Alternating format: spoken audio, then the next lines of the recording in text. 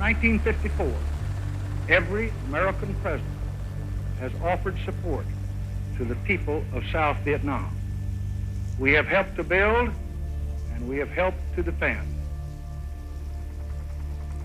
Thus, over many years, we have made a national pledge to help South Vietnam defend its independence.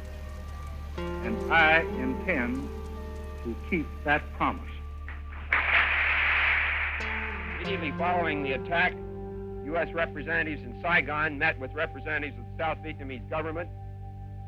They jointly agreed that joint retaliatory action was required. The President's approval of this action was given after the action was discussed with and recommended by the National Security.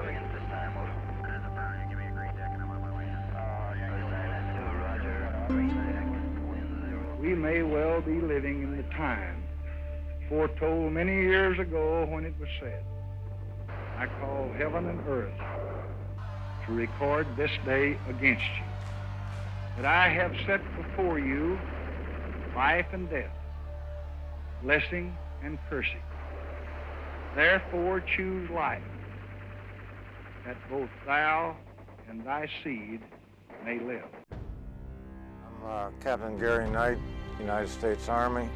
I served with the 170th Assault Helicopter Company during the years of '69 and '70.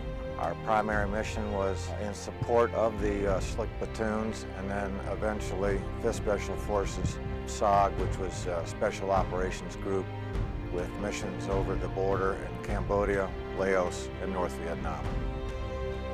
We were not supposed to be where we were supposed to be. It was a mission impossible thing. If we went down, we were on our own. There was no recognition from any government agency.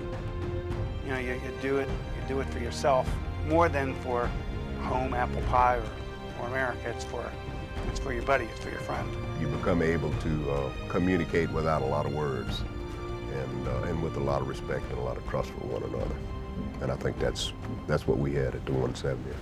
170th was an aviation company, a helicopter company, and it was the only tactical unit in the Kon province. I'm here to honor these guys and the wives and the families that supported them.